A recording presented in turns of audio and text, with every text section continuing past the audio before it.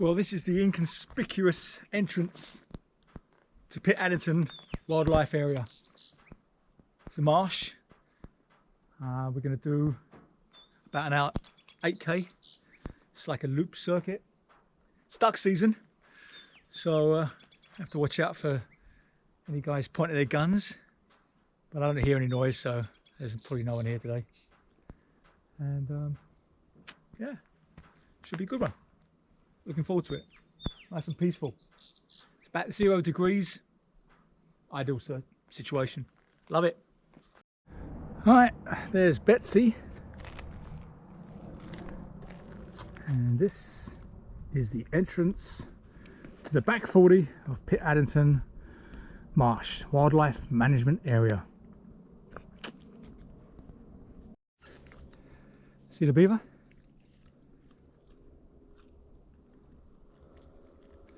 See 2 beavers?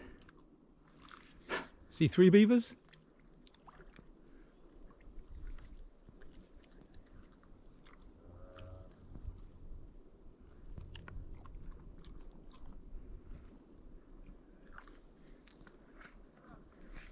Nice.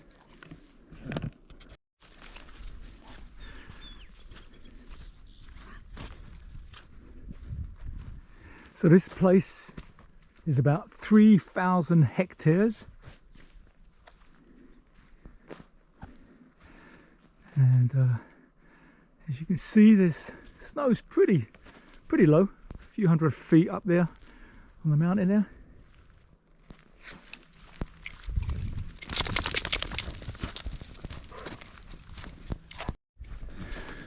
So on this hike, most of it is on these kind of paths, and what's going to happen, this kind of wiggles around a bit.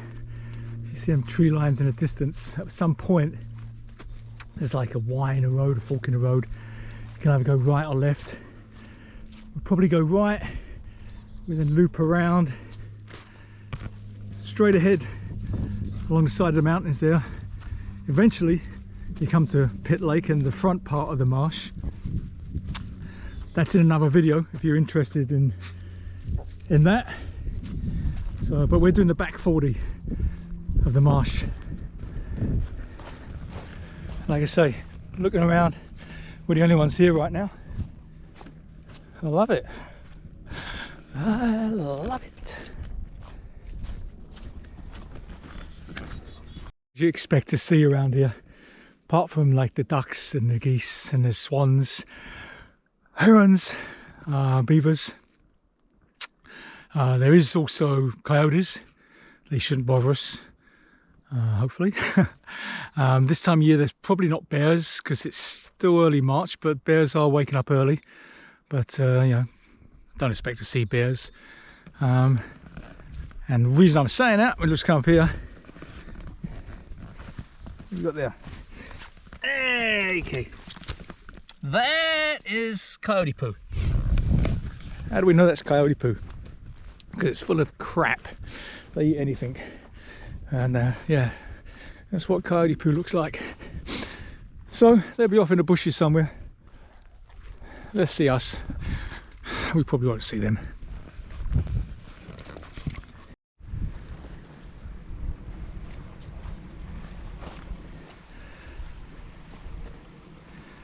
So over here, just wander down here a little bit.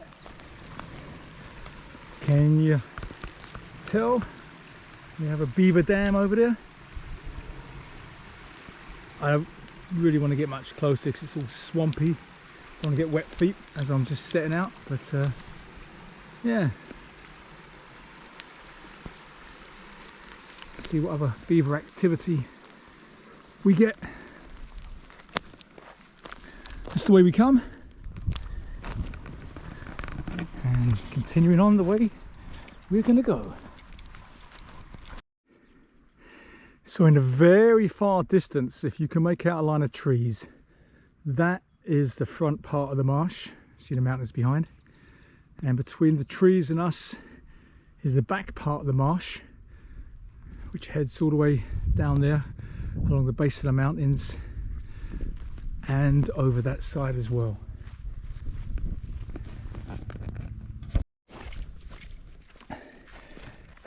So there's loads of these sort of paths going down the water. So that's the beavers dragging pieces of wood and stuff for their dam. But yeah, these like paths are up and down this dyke all over the place. And this guy here, he has to sniff everything. So he continually walks in front of me and suddenly stops. So I nearly fall over. But yeah, there's an abundance of coyote crap around there. So I don't know why they come out on the dyke to defecate, but that is their choice apparently. Yeah, see, there's another one down there. So yeah, a lot of activity. We ain't seeing it, it's probably at night, but there's definitely a lot going on around here. So there's a birdhouse on the stilt over there. I'm not sure what birds live in them, but there's a whole bunch all the way down this stream here.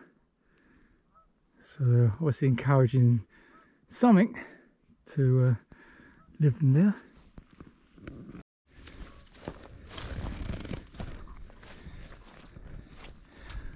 March the 15th, August the 15th.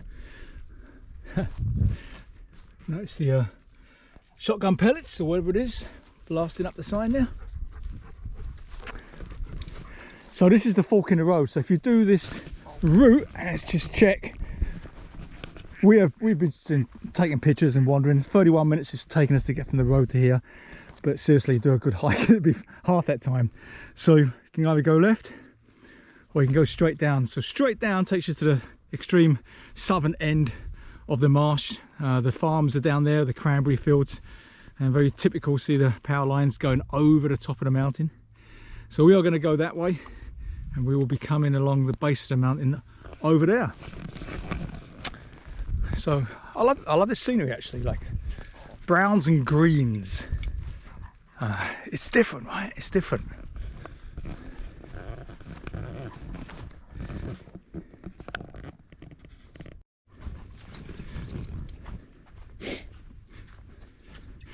Now if you do come in with your dog, so it is a great dog walk.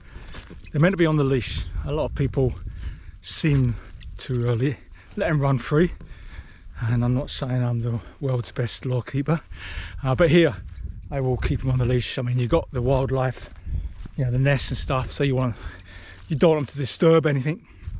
And of course you've got the issues with coyotes and sometimes the deer bears, because like the farmers over here with their blueberry fields, the cranberry fields, and what the bears love to eat, berries. So the farmers have a lot of issues with bears, but you can't really stop them.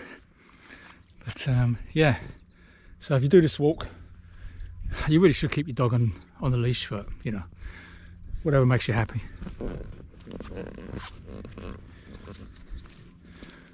Sun's starting to come out a bit. Lovely view over there, eh? Clouds starting to disappear, blue sky above us. Not a bad walk. I think it's going to be like at the pace we're going, it's going to be like a 3-hour walk. And if we just done it in a power walk, it'd probably be half of that time. But today is just a scenic wander and chat.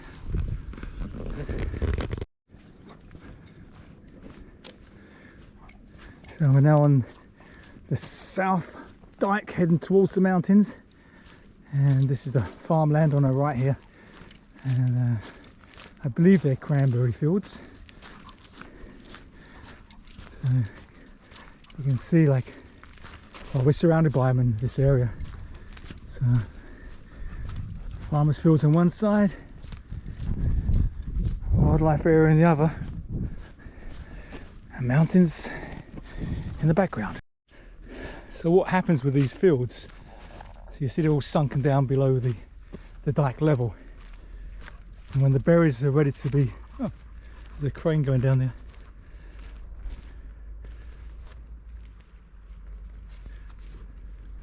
Yeah, so anyway, when the berries are ready to be picked, what they do is they flood the fields, and then they just like scoop the berries up in nets and stuff. And then once they've done that, they open a little floodgate, and the water runs out again. Okay, we are at the base of the mountains.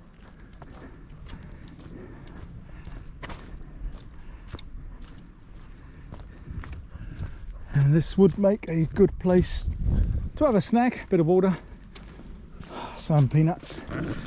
Now Took's back on. I took it off for a bit because I thought it was getting hot. As soon as you're in the shade of the mountains, it's pretty cold again. Alright, time for a snack.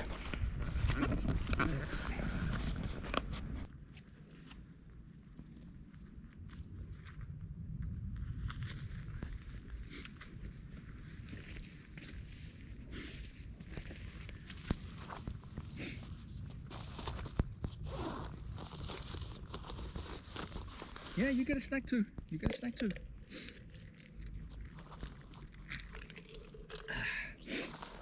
We share the water.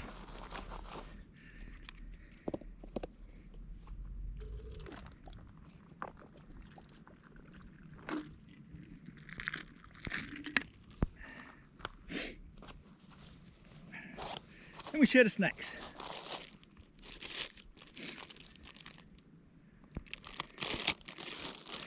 Okay, so there you go.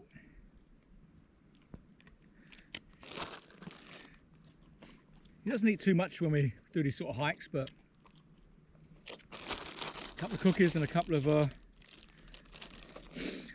freeze-dried pucks. So there's something in his stomach.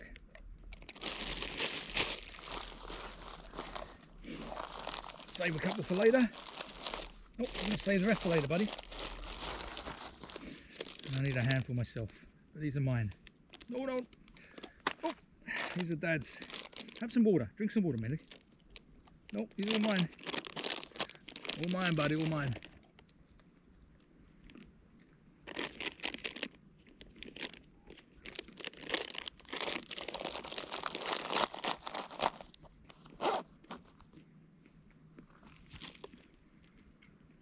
Come, have a drink.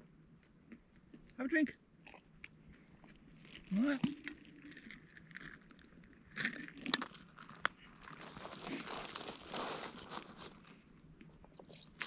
No drink. Okay. You drink from a running stream, but doesn't seem so keen to drink from his bowl. Unless it's a really hot day, then he will. I don't know what it is.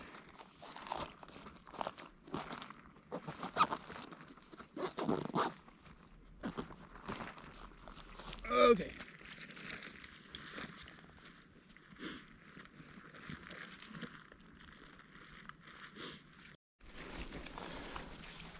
So, just to give you guys a feel for the area.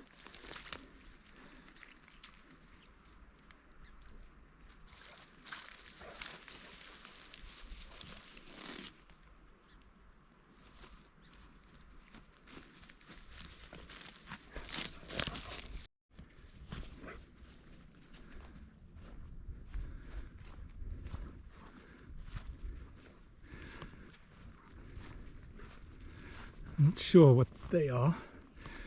Not eagles, but some type of bird of prey. Heading away from us now. It's too bad.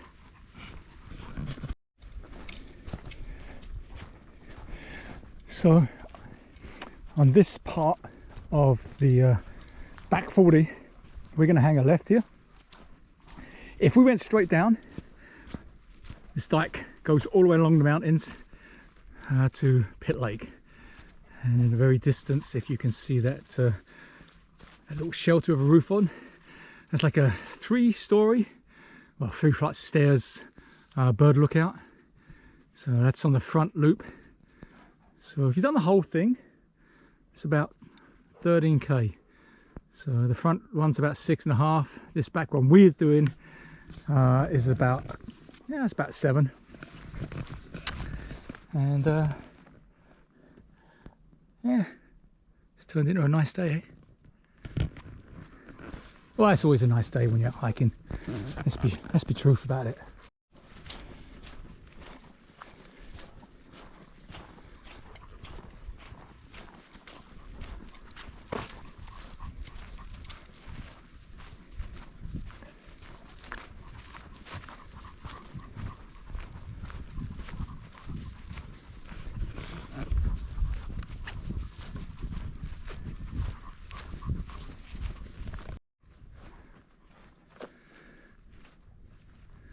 Yeah, a bit closer. Shot the couple of swans. Yeah, I was here the other day and there's like 15 or 20 of them further over though. And nice and peaceful.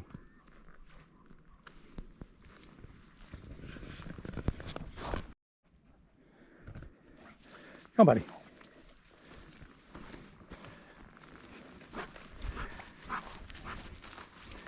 One of the reasons he's probably sniffing so much and trying to go down all these little alleyways through the grass, it's coyote mating season.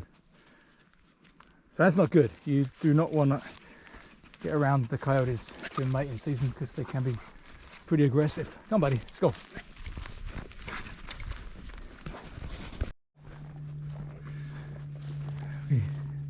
Look over there, straight ahead. See one of the hunter's blinds. I'm guessing they get to that by them little floaty boats that they jump in, you know, and kind of get out there because there's no other way to get out there. Or maybe sometimes during the year photographers get out there, but it's the same way. The only way to get out there is in the little floaty boats.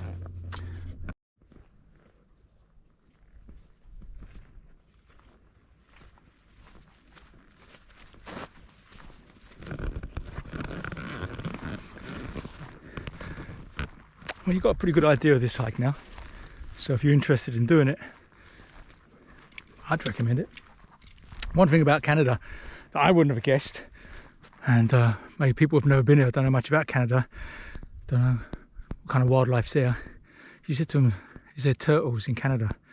Turtles, you think, oh, it's kind of a hot country, right? But 4 seasons of the western painted turtle. Yeah, they live here year round. I wouldn't have guessed that before I come. Heading on.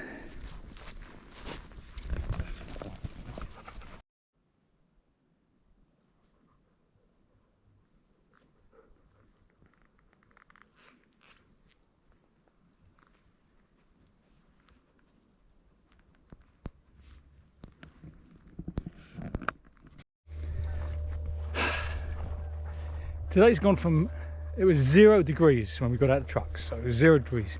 It's gone from that to, I don't know what it is now, but like it's t-shirt weather.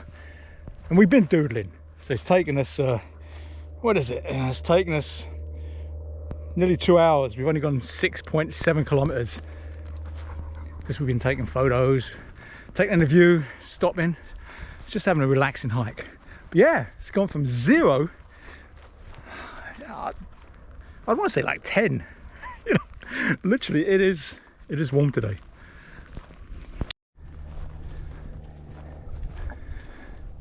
The peace is only disturbed by this little light airplane up above. I don't know if you can hear it, but there is a lot of seaplanes around here. And if you watch any of my other videos, you've probably seen one, a whole bunch taking off. Not sure where they're taking guys to. Fishing camps with no road access probably. But what do you think? What do you think of this little walk in Pitt Meadows? Eh? Pretty peaceful.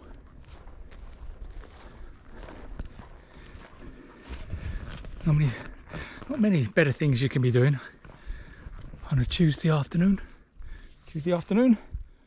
Still morning. Tuesday morning.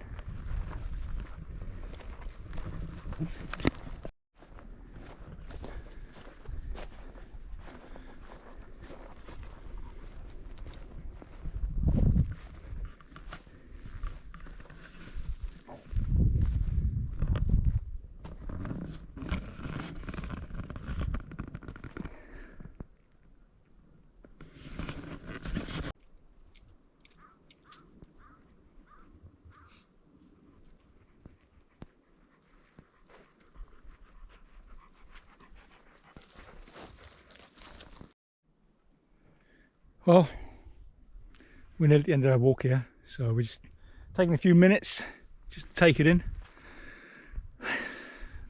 It's been nice, it's been relaxing. You look at the scenery, right? It's peaceful. Any country music fans out there? I can't say that I'm a big country music fan. I like a lot of stuff. Blues, roots, rock. But I was listening to a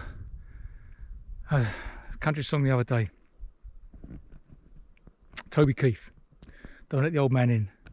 And the lyrics are on the screen as I was watching it as a video. And you know, some of the lines that really sort of like made me think, it's like, do you know how you'd be, do you know how old you'd be if you didn't know the day you were born? It's like, yeah, that's interesting. You know, it's like, how fit are you? And you know, I was like, don't let the old man in. You know, it's like basically saying, you know, get out there, do stuff. Don't sit at home. Don't let yourself get old. Like, I am 65 now, so recently retired. I ain't gonna sit at home. I ain't gonna waste the last whatever I got left. I'm getting out there. I'm just gonna stay fit. I'm gonna have fun. And I ain't gonna let the old man in. So, this is the walk. I recommend it. Does that mean anything if I recommend it? No, it's a good walk. Good walk. You can do this back one. Like I say, it's going to be time we get back to the truck, it's going to be like 7 or 8k. What are we at now? We're at 7.6. So it's going to be 8k time we get back to the truck. Front part, we know it's a 6.5k. You want to combine them? It's pretty good. Pretty good walk. Nice little 13k or whatever. 14k. All right. Don't let the old man in.